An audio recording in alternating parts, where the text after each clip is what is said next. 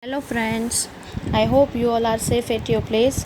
Today we are going to learn your poem number 2, The Wind by Subramaniam Bharti.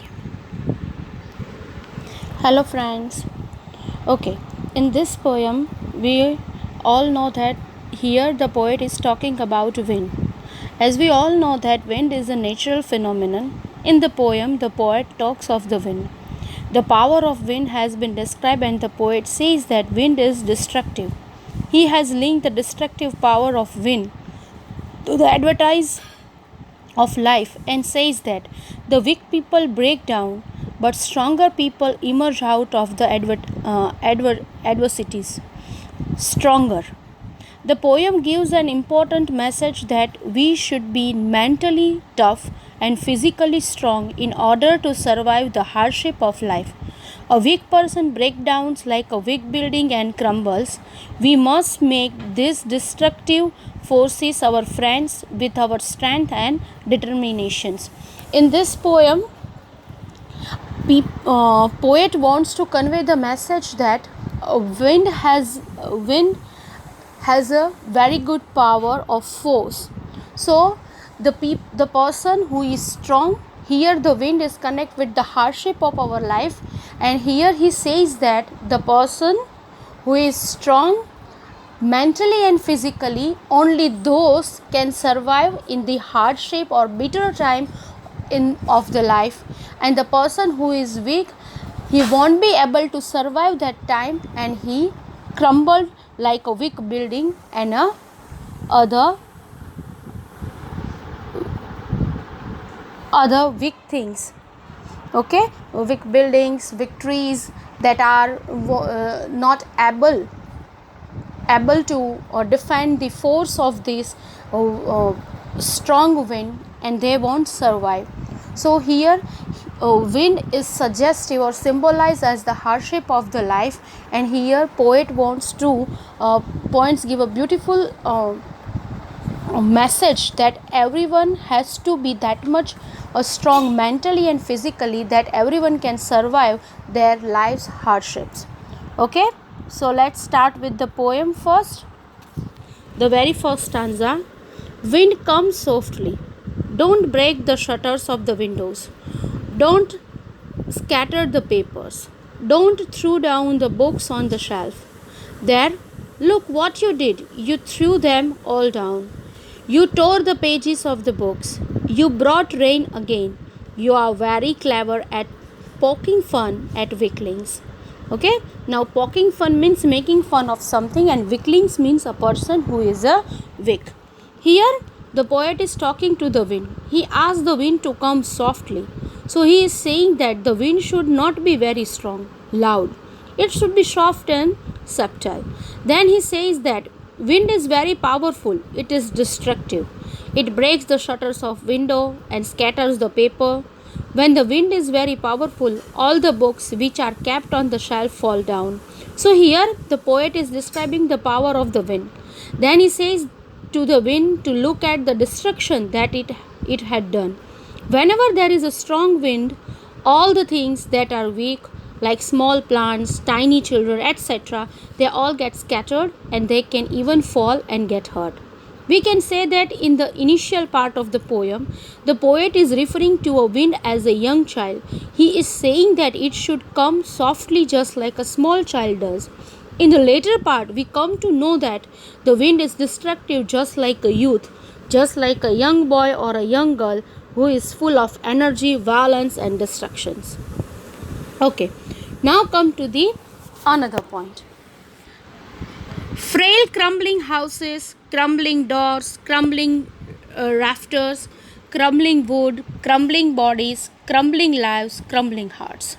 Crumbling means failing or to cause something to break, and rafter means sloping beam which support the roof or the building.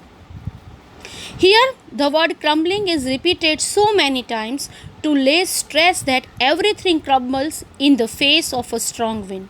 So the writer is saying that when wind is very powerful, it is very strong, it leads to a breakage of everything. Houses which are fall, which are weak fall, doors which are weak fall, the beams on which the roofs of the buildings are supported, they also fall. All the wooden structures fall. All bodies of people fall. Animals, lives, herds. So he is saying that everything crumbles, everything that is weak reacts by falling down and breaking in the face of adversity.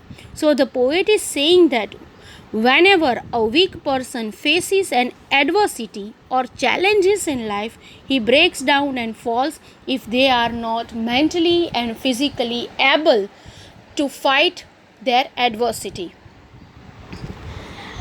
The wind god winnows and crushes them all. Winnows to break grain free of chaff, separated grain from husk by blowing on it. The poet is addressing to wind as a wind god, and he is saying that the powerful god of wind winnows. That means he shifts all the people, and those people who are weak fall down and get crushed. So here a comparison is made between wheat and people. Just like we winnow the wheat to separate the grain from chaff, the window god separates the strong people from the weak people. When there is a strong wind, all the things that are weak fall and get crushed. Here he says that how the wind fall down this grain from that plant. Similarly, the adversity separate the people in two parts, weak people and the strong people. Means our adversity of our lives or our challenges which comes in our life makes us strong and more capable. He wants to do what you tell him. So come, let's build strong homes. Let's join the doors firmly. Practice to frame the body. Make the heart steadfast. Do this, and the wind will be friends with us. Steadfast means firm, more strong. Okay? So here the poet wants us to make friends with the wind.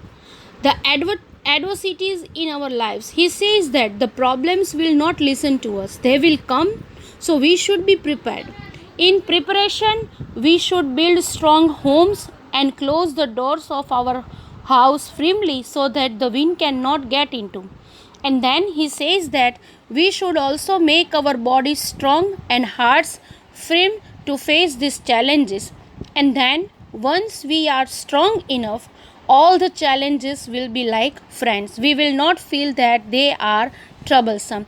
If we make ourselves enough capable or enough strong, then we are able to find problem solutions of our problems, and we can definitely fight our adversity and we can win over that. But for that we have to be prepared, we have to be strong from with our mind and with our physics. The wind blows out weak fires. He makes strong fires roar and flourish. His friendship is good. We praise him every day. Flourish means grow. The poet has kept the window on a pedestal. He is comparing the wind to God. He says that wind is God and we praise wind every day. He adds that everything that is weak gets finished off in the face of the strong wind, and all the things that are strong flourish and grow to become stronger. He is giving us a very important message that we should not feel bad that we are facing so many challenges and adversities in our life. We should make ourselves physically and mentally strong to face these challenges. And once we are strong enough, we will overcome the challenges, we will become friends with them, and then we will be happy that we had these challenges in our life because they help us to become stronger and better, and every challenges bring some new change in ourselves, and it will always be in our favor. It will always help us to be stronger, to be more mature in our life. So never fear with your challenges or adversities in your life. Be ready to face them and be ready to come over that.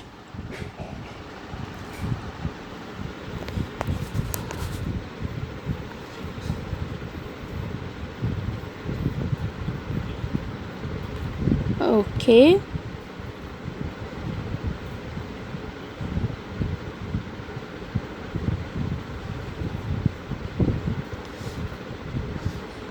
And we can praise him every day, means we become their friends. Okay, let's quickly describe the literary devices in the poem. That rhyme scheme, the entire poem is written in a free verse, so there is no rhyme scheme in the poem. The literary device used here, that anaphora, when a word is repeated in the start of two or more consecutive lines, it is the device of anaphora. Being with don't, being with begin with you. Personification, wind has been personified. When the poet says you are, he is referring to the wind as you. That means he is treating wind as a person. Repetition, crumbling is repeated many times to lay emphasis. The poet wants to say that the wind crushes everything that is weak. That is why he represents the word crumbling. Alliteration, the repetition of a consonant sound in the close connection. Wind, winnows, want. Okay. Symbolism means that the things refers to some other things. Wind is a symbol. It refers to the challenges in life. He is using wind as a symbol for the adversities in our life. I hope you enjoy and you will get the idea about the poem. Stay safe and learn. Okay, bye students.